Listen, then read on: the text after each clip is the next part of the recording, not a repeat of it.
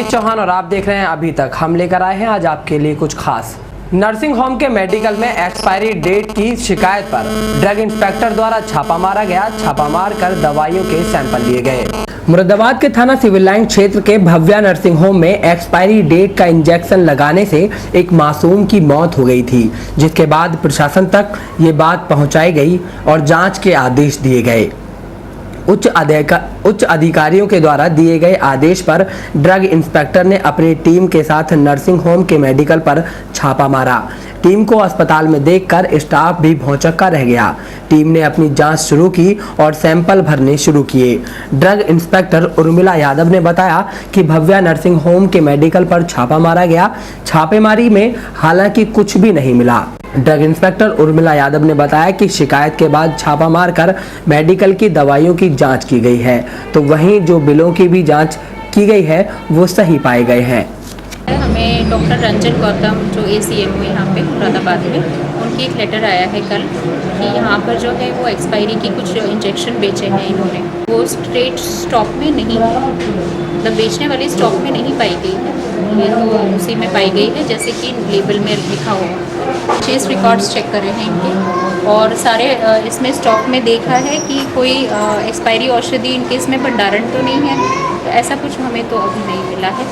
बाकी distribution record अगर इनका इनकम्प्लीट होता है तो उस पर हम कार्रवाई करेंगे। सबसे बड़ी बात यह है कि जब बच्चे की मौत हुई थी तो उसकी जानकारी तुरंत स्वास्थ्य विभाग के अफसरों को दी गई, लेकिन सूचना के एक हफ्ते भर बाद जांच शुरू हुई, जिस पर सवालिया निशान खड़े हो रहे हैं।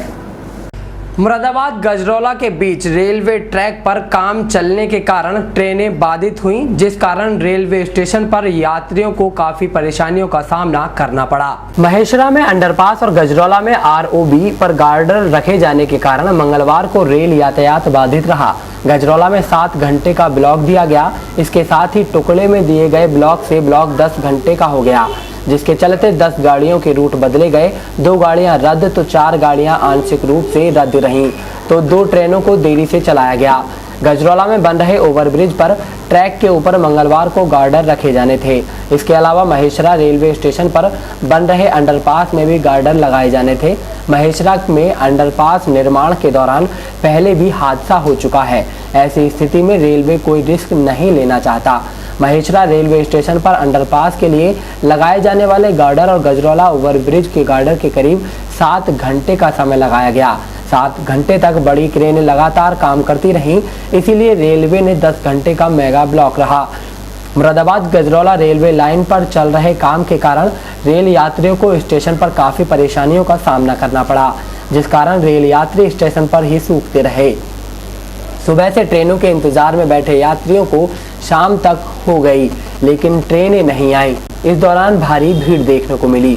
रेलवे प्रशासन के द्वारा ट्रेनों में चलाए जा रहे अभियान के तहत बिना टिकट यात्रियों की संख्या दिन प्रतिदिन बढ़ती जा रही है। इसी तरीके से मंगलवार को भी दलपतपुर स्टेशन पर चेकिंग अभियान चलाया गया, जिसमें स्कूली छात्र बिना टिकट पकड़े गए। रेलवे विभाग मुरादाबाद के द्वारा समय समय पर ट्रेनों में चेकिंग अभियान चलाया जाता है, लेकिन इसके बाद भी रेल यात्री सुधरने का नाम नहीं ले रहे हैं। अभी कुछ वक्त पहले कुछ प्रोफेसर बिना टिकट यात्रा करते हुए पकड़े गए थे। मंगलवार को भी दलपतपुर स्टेशन पर चेकिंग अभियान चलाया गया, जिसमें स्कूली छात्र बिना टिकट पकड़े गए।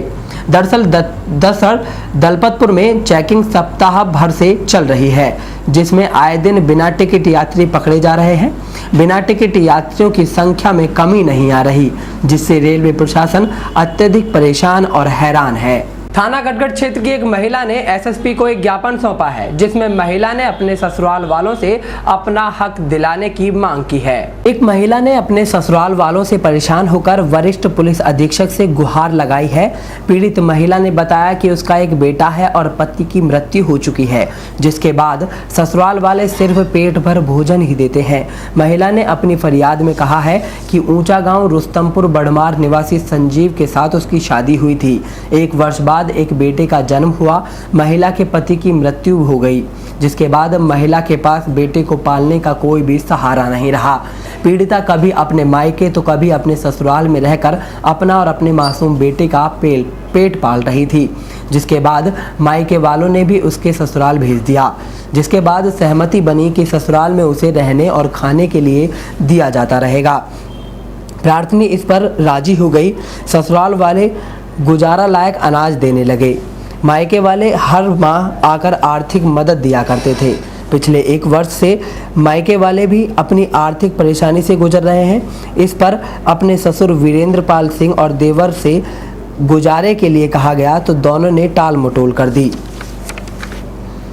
मेरे ससुराल वाले मुझे कुछ भी देने को तैयार नहीं हुए और मुझसे बोले कि तू यहाँ से भाग जा, वरना तुझे और तेरे बेटे को जान से मार दिया जाएगा। ससुर अपनी सारी संपत्ति खेती सहित मेरे देवर के नाम कराने की कोशिश कर रहे हैं। उन्होंने ऐसा कर दिया तो प्रार्थनी का बेटा भूखे मर जाएंगे। ससुराल वालों ने किसी भी रिश्तेदार की बात नहीं मानी है। 1 मई को जब प्रार्थनी अपने रिश्तेदार में आई हुई थी, तब करीब 5 बजे मेरे पास मेरे पड़ोसी का फ़ोन आया। तुम्हारे मकान का ताला तुम्हारे देवर मोनू और ननद बबीता और बबीता का पति प्रदीप ने ताला तोड़कर तुम्हारा सारा सामान निकाल रहे हैं। प्रार्थनी ने जब अपने घर जाकर देखा तो मेरा सारा सामान तोड़ फोड़ कर फेंक दिया और अलमारी में रखे जेवर सहित 2 लाख रुपए भी गायब थे। मेरे पिता ने जो अनाज मुझे दिया था वो भी गायब था। बर्तन टूटे हुए पड़े थे। मेरे ससुराल वाले अपने घर पर नहीं थे। मेरे ससुराल वाले मुझे एक राय होकर घर से निकालना चाहते हैं और मेरे हिस्से की संपत्ति अवैध रूप से मेरे देवर के नाम कराना चाहते हैं। प्रार्थनी भूखे मरने की कगार पर है, इसीलिए एसएसपी महोदय से गुहार की मांग लगाई है। क्या नाम है तुम्हारा? थोड़ा सा तेज बोलो। क्या नाम है? हाँ, क्या परेशानी है? कल वो लोग आए थे, ननद आई थी, देवर आया था, उसका हटाया था लगता। उसने सारा तोड़ फोड़ कर दिया, सारा सामान इधर उधर कर दिया। कुछ हमारे गहने वहने भी रखे थे उसमें और सब निकाल दिया। कौन लोग हैं वो? देवर है और नंद और नंद। क्या कोई वजह है सर? अब ये है वजह कि मतलब हमारा जब हस्बैंड खत्म हुए थे तो ये 5 महीने का था, तो उस टाइम से हम अपने माँ बाप के यहाँ रह रहे थे। उन्होंने सारा खर्चा उठाया, सब कुछ करा, पढ़ाया भी। अब इंटर के पेपर दे 1 साल से मतलब हम यहाँ पे आ गए। जब परेशानी थी कुछ तो हम यहाँ पे आ गए। अब हम जब अपना हिस्सा मांग रहे हैं, जब दे रहे हैं तो वो देने के लिए इनकार कर रहे हैं। अब वो दिल्ली में उन्होंने मकान बना रखा है, तो दिल्ली का भी नहीं दे रहे हमें और यहाँ का भी नहीं दे रहे हो। अब क्या गया, अब कह रहे हैं कि हम ज़मीन बेचेंगे। ज़मीन बेचने के लिए कल वो लोग आए थे और ज़मीन के हम ज़मीन बेच रहे हैं और ताला वाला सब तोड़ दिया, सब मतलब सामान बांध सब कुछ। कितने उम्र है आपके बच्चे की? क्या करता है? लड़का 1 ही बेटा है। क्या करता है वो? पढ़ता है? नहीं, हाँ, आपकी इंटर के पेपर दिए हैं, उसमें फैक्ट्री में काम करता है और वो मारने की शादी बना रखी है। जब हम ज़्यादा कहते हैं। यहाँ वक्त हुआ एक छोटे से ब्रेक का।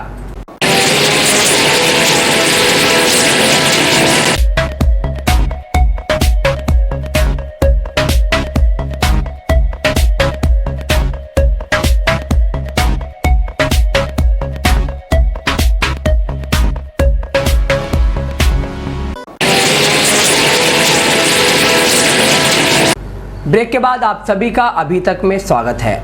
जिला कांग्रेस कमेटी के कार्यकर्ताओं ने कलेक्ट्रेट पर मैगी के खिलाफ प्रदर्शन किया और मैगी प्रोडक्ट को बंद करने की मांग की है। कांग्रेस कमेटी के जिला महासचिव राम बहादुर कश्यप के नेतृत्व में जिला कांग्रेस कमेटी मुरादाबाद के कार्यकर्ताओं ने जिलाधिकारी कार्यालय पर मैगी का पोस्टर दहन किया तथा प्रेषित ज्ञापन में मैगी के उपयोग पर पूर्ण पाबंदी लगाने की मांग की है। प्रदर्शन करते हुए कांग्रेस कार्यकर्ताओं ने कहा कि वैज्ञानिक रिपोर्टों के अनुसार मैगी का उपयोग करने और कैंसर, लाइलाज जैसी बीमारियां सामने आई हैं, जो देश के युवा पीढ़ी और देश के लिए एक गंभीर खतरा है। खाद्य विभाग और अन्य संबंधित अधिकारी जांच के नाम पर खाना पूर्ति कर रहे हैं। इसीलिए जिला कांग्रेस कमेटी ने मैगी का स्टॉक, एजेंसी आदि पर छापा मारकर कार्रवाई कर पूर्ण रूप से प्रतिबंध लगाने की मांग की है।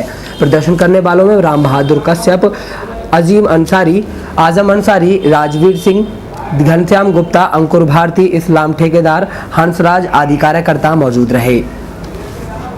यहाँ पाई गई है, मैं समझता हूँ भारत सरकार को पुनः इस कंपनी को बंद कर देना चाहिए, जिससे छोटे छोटे बच्चों का शोषण हो रहा है, बीमारियाँ फैल रही हैं और मैं समझता हूँ सरकार अपनी फायदे के लिए इसको अभी तक बाजार में जारी करे हुए है। मैं मुरादाबाद ही सही नहीं, पूरे उत्तर प्रदेश और पूरे देश के लोगों से निवेदन करना चाहता हूँ, हाथ जोड़कर उनसे विनती करना चाहता हूँ, छोटे छोटे नन्हे बच्चों के भविष्य के लिए इस मैगी को त्याग दें, इसको कूड़ेदान में डाल दें, इसको डस्टबिन में डाल दें। और ये सरकार, जो केंद्र सरकार इस पर प्रतिबंध नहीं लगा पा रही है, मैं समझता हूँ इस पर प्रतिबंध लगाना अति आवश्यक है और जल्द से जल्द हमारी मांग है। यदि केंद्र सरकार ने इसके ऊपर प्रतिबंध नहीं लगाया, कांग्रेस का कार्यकर्ता दिल्ली तक इसकी लड़ाई लड़ेगा और दिल्ली तक इसकी माला बनाकर पैरों से कुचलता हुआ पद यात्रा करे। भाकपा और आंगनवाड़ी ने संयुक्त रूप से कलेक्ट्रेट पर प्रदर्शन किया और अपनी मांगों से संबंधित एक ज्ञापन जिलाधिकारी कार्यालय में हस्तगत कराया। भारतीय कम्युनिस्ट पार्टी और अन्य जनवादी संगठनों ने प्रदेशव्यापी आह्वान पर मुरादाबाद जनपद में भी पार्टी ने स्थानीय अंबेडकर पार्क से जिला कार्यालय पर मुरादाबाद तक विशाल प्रदर्शन किया। श्रम कानूनों से छेड़छाड़ बंद करो, बंद उद्योगों कारखानों तुरंत चालू करो, नरेगा को सारे ब्लॉकों में चालू करो, बेमौसम हुई बरसात को राष्ट्रीय आपदा घोषित करो, रोजगार की गारंटी, आवास की गारंटी, स्वास्थ्य की गारंटी, 10वीं तक अनिवार्य शिक्षा, समान व निःशुल्क शिक्षा की गारंटी को मूल अधिकार बनाओ, बरसात में बर्बाद हुई फसलों का उचित मुआवजा तुरंत दो, किसानों मजदूरों तथा खेत मजदूरों के सभी कर्जे माफ करो तथा निःशुल्क बिजली दो, आंगनवाड़ी कार्यकर्तियों, सहायिकाओं, आशाओं, मिड डे मील कर्मियों, रोजगार सेवकों तथा नगरों में कार्यरत सफाई कर्मचारियों को सरकारी कर्मचारी घोषित करो आदि गगनभेदी नारों के साथ बड़ी संख्या में किसानों, खेत मजदूरों, महिलाओं, दस्तकारों और नौजवानों ने जिलाधिकारी कार्यालय मुरादाबाद पर जोरदार प्रदर्शन किया। इस अवसर पर हुई जनसभा की अध्यक्षता खेत मजदूर यूनियन के प्रदेश अध्यक्ष ब्रह्म स्वरूप ने की और संचालन बलवीर सरन रस्तोगी ने किया। जनसभा को संबोधित करते हुए पार्टी के जिला सचिव अतीक अहमद ने कहा कि अच्छे दिन आने वाले हैं कि छलावे के साथ मोदी ने सरकार तो कब्जा ली, लेकिन ना तो महंगाई रुकी और ना ही भ्रष्टाचार। महंगाई चरम सीमा पर है, बेरोजगारों की फौज खड़ी हुई है। उन्होंने उपस्थित समुदाय को प्रदेश और केंद्र सरकार की जन विरोधी नीतियों के विरोध में उठ खड़े होने का आह्वान किया। किसान सभा के संयोजक रामपाल सिंह ने कहा कि भूमि अधिग्रहण कानून के चलते किसानों की जमीन छीनने का प्रयास किया जा रहा है। उन्होंने किसान विरोधी इस कानून को तुरंत वापस लेने की मांग की है। जनसभा को संबोधित करते हुए आंगनवाड़ी यूनियन की जिला अध्यक्ष चमन आरा ने कहा कि आंगनवाड़ी कार्यकर्तियों, सहायिकाओं, आशाओं, रोजगार सेवकों, मिड डे मील कर्मचारियों तथा नगरों में सफाई कर्मचारियों को राजकीय कर्मचारी घोषित किया जाए और बाल विकास के अंतर्गत काटे गए बजट की पूर्ति की जाए। अंत में इस अवसर पर जनवादी नौजवान सभा के मुकेश कुमार, पार्टी के नेता ज्ञानेंद्र कुमार, बीडीसी शर्मा, विकास नेगी, शरीफ अहमद के साथ साथ और भी कार्यकर्ता और पदाधिकारी मौजूद रहे।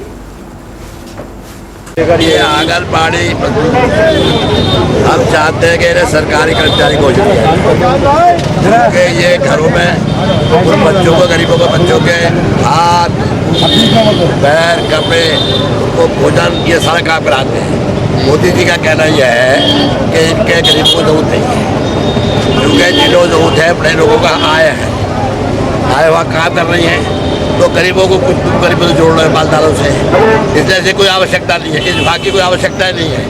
मनरेगा के लिए कहते हैं कोई आवश्यकता नहीं है, खामोखा आपने मजदूर कम कर दिए। गाँव में बड़े लोग हैं, पूंजीपति जो है, भूमिधर है, वो कहते थे आप मजदूर नहीं मिले, इसे ख़त्म करो।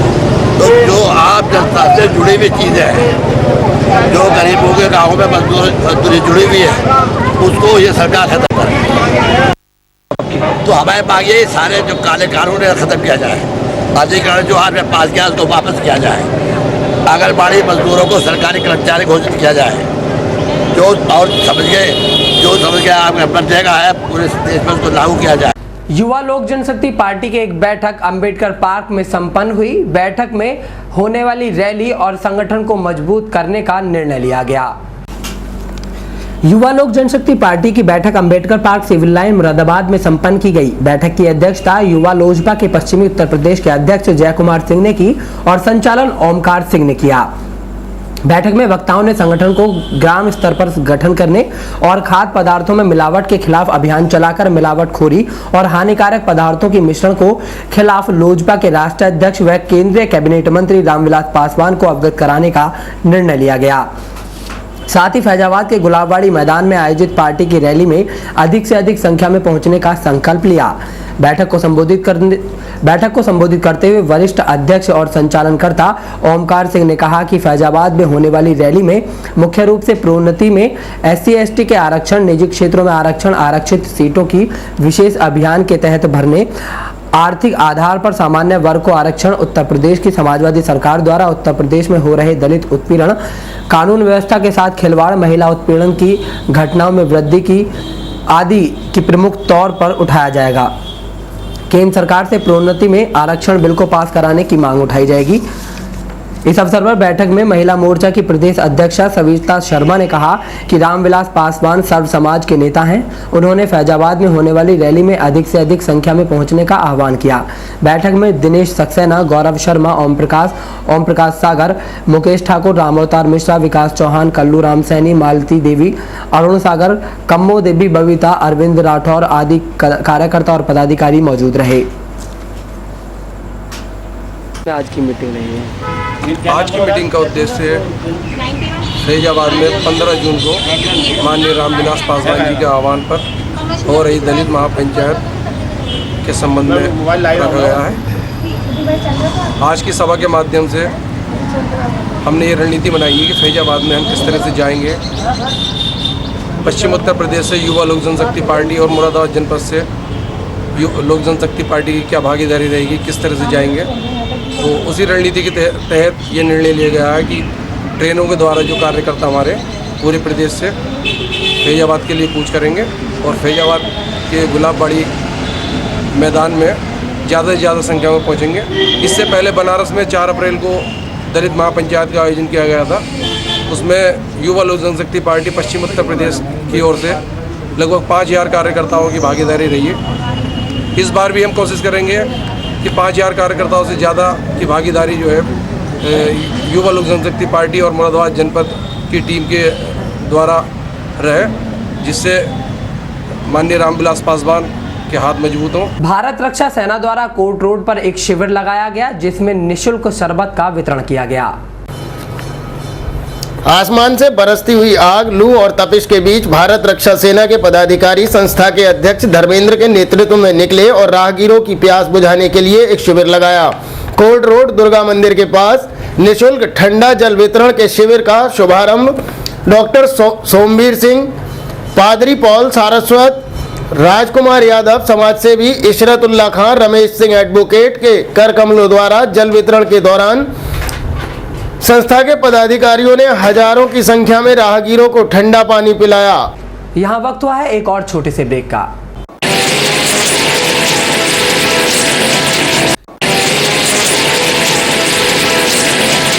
बिलारी नगर के मोहल्ला हाथेकोठी स्थित कारखाने में अज्ञात लोगों ने आग लगा दी। बिलारी नगर स्थित कोठी स्कूल हाथे के निकट स्थित एक दरी कारखाने में बीती रात अचानक आग लग जाने से हजारों रुपए की कीमत का सामान जलकर राख हो गया। मिली जानकारी के अनुसार मोहम्मद अहमद और उनके पिता हाजी अशफाक का कोठी स्कूल के पास दरी का कारखाना है। बताया कि बीती रात कारखाने में अज्ञात लोगों ने आग लगा दी और मशीनों की मोटर भी खोलकर ले गए। उन्होंने कहा कि रात में कारखाने की छत पर 2 कारीगर सो रहे थे। किसी वक्त अज्ञात लोगों ने कारखाने में आग लगा दी। सुबह जब मोहल्ले वालों ने कारखाने से धुआं निकलता देखा, तब कारखाने के मालिक को सूचना दी गई और पानी डालकर आग पर काबू पाया गया। करीबन 3-3:30 बजे के आसपास ये हादसा घटित हुआ, जहाँ कारीगरों ने देखा और देखने के बाद में हमारे घर पहुँच गए। उन्होंने वहाँ खटखटाया दरवाजा के, बोले आपके कारखाने में आग लग गई है। आग लगने के बावजूद हम मौके पर पहुंचे तो सारा बारदाना जल गया था और मशीनों की मोटरें सारी गायब थी। 6 मोटर गायब थी उस वक्त और 2 रोलों में आग लगी थी। अच्छा खासा चटपट हो गया था। कारीगर दोनों ऊपर सो रहे थे, छत पर सो रहे थे। थाने में कार्रवाई की गई। बिलारी नगर स्थित पुलिस चौकी के सामने नई जिला सहकारी बैंक का डीसीबी चेयरमैन राजेश यादव और सपा विधायक हाजी मोहम्मद इरफान ने उद्घाटन किया।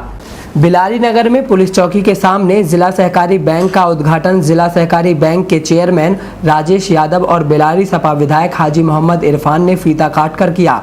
इसके बाद डीसीबी चेयरमैन और सपा विधायक ने बैंक सुविधाओं का जायजा लिया। इस दौरान बैंक की सुविधाओं के बारे में जानकारी देते हुए डीसीबी के चेयरमैन राजेश यादव ने कहा कि अब उपभोक्ताओं को परेशान होने की ज़रूरत नहीं है, क्योंकि अब जिला सहकारी बैंक में ज़रूरत से ज़्यादा सुविधाएं हैं। उपभोक्ताओं को एटीएम की सुविधा बैंक में मिलेगी और अन्य सारी सुविधाएं भी मिलेंगी। उन्होंने कहा कि सपा सरकार इस योजना को लगातार आगे बढ़ा रही है। ऊपर उठ के सहकारिता है। इसी कड़ी में भाई परमेश्वरी लाल सैनी साहब मौजूद। मैंने स्पेशल निवेदन किया क्षेत्र के विधायक जी से। मैंने कहा आपको इसका उद्घाटन करना है। हमारे जीएम साहब आ रहे थे, मैंने टेलीफोन से इनसे निवेदन किया कि आपको करना है, क्योंकि आप इस क्षेत्र के जनप्रतिनिधि हैं सबसे बड़े वाले। जिला सहकारी बैंक बिलारी में नई टीम में स्थानांतरित होने के लिए मैं बहुत बहुत मुबारकबाद देना चाहता हूँ चेयरमैन साहब को, राजेश यादव जी जो मेरे बहुत करम फरमा, मेरे दोस्त, मेरे अजीज़ हैं, जिन्होंने इस ज़िले में सहकारिता को जो आयाम दिया है, पूरे प्रदेश में जो आयाम दिया है, पूरे हिंदुस्तान में सहकारिता की पहचान बनाई है। राजेश यादव जी वो बधाई के पात्र हैं। ये एक परिवार है जो समाजवादी परिवार है, वो किसानों का परिवार है, वो जनता का परिवार है, वो सब धर्मों का, सब वर्गों का, सब जातियों का परिवार है। इस परिवार को आगे बढ़ाने के लिए, इस परिवार को परवान चढ़ाने के लिए, इस परिवार को फलता-फूल कर देखने के लिए सहकारिता विभाग का अहम रोल है। नई ब्रांच के उद्घाटन के अवसर पर मेरे बीच लोकप्रिय मेरे बड़े भाई चेयरमैन साहब, आपने को मैं धन्यवाद दूंगा कि आपने अथक प्रयास से यहाँ पर नई बैंक का ब्रांच का प्रारंभ किया। और मैं जब भी मिलता हूँ आपकी सोच ही रहती है कि बैंकों के विस्तार हो, किसानों की मदद हो और आम जनता की सुख सुविधाओं के लिए काम हो। तो मैं धन्यवाद दूंगा आप चेयरमैन साहब को, और साथ में हमारे लोकप्रिय विधायक हमारे बड़े भाई आदरणीय इरफान साहब को भी, कि आप लोग भी हर समय एक सहकारिता के काम के लिए आगे बढ़ के काम करते हैं। बिलारी तहसील सभागार में तहसील दिवस का आयोजन किया गया, जिसमें फरियादियों ने अपनी समस्याएं सुनाई। बिलारी तहसील स्थित सभागार में मंगलवार को एसडीएम संतोष बहादुर सिंह की अध्यक्षता में तहसील दिवस का आयोजन किया गया, जिसमें मुख्य रूप से राजस्व, चक्रोड, राशन कोटा, बर्बाद गेहूं का मुआवजा संबंधी शिकायतें तहसील दिवस में आईं, जिनके निस्तारण के लिए एसडीएम संतोष बहादुर सिंह द्वारा संबंधित अधिकारियों को निर्देशित कर तत्काल मौके पर जाने को कहा गया। एसडीएम संतोष बहादुर सिंह ने बताया कि मौके पर किसी भी शिकायत का निस्तारण नहीं हो सका। इस दौरान तहसील दिवस में पुलिस क्षेत्राधिकारी दिनेश शर्मा, तहसीलदार वीके कुशवाहा, नायब तहसीलदार प्रदीप कुमार, बीडीओ महावीर सिंह, एबीएसए हेमेंद्र सिंह सहित सभी विभागों के अधिकारी उपस्थित रहे। दिवस में जो शिकायतें थी वही चक्रोड से संबंधित शिकायतें थी। किसानों को जो फसलें ओलावृष्टि और अतिवृष्टि से जो बर्बाद हुई हैं उसके संबंध में था कि रात का वो अधिक से अधिक जल्दी से जल्दी मुआवजे दिए जाएं। फिर से कुछ चक्रोड की समस्याएं थी, लोहिया ग्रामों से संबंधित आवास से संबंधित शिकायतें थी कि उनको गरीब हैं, उनको आवास चाहिए। कुछ एक दो शिकायतें विद्युत विभाग से संबंधित थी कि ट्रांसफार्मर कम क्षमता के लगे हैं, बार बार फूट जा रहे हैं। बिलारी ब्लॉक में सफाई कर्मचारी वेलफेयर एसोसिएशन की एक बैठक का आयोजन किया गया। बिलारी में ग्रामीण क्षेत्रों में सफाई कर्मचारियों की एक सभा हुई। सभा की अध्यक्षता दलित पिछड़ा वर्ग महासभा और सफाई कर्मचारी वेलफेयर एसोसिएशन की संयुक्त सभा हुई। सभा में जिला संबल से जुड़े लोगों को सफाई कर्मचारी वेलफेयर एसोसिएशन के पश्चिम उत्तर प्रदेश प्रभारी प्रदीप सिरसवाल ने कहा कि संबल के जिला पंचायत राज विभाग के अंतर्गत आने वाले 40 गांवों के सफाई कर्मचारियों को उपरोक्त संघ के प्रयास से जल्द ही पिछला एरियर और बोनस जल्दी वितरित कराएंगे।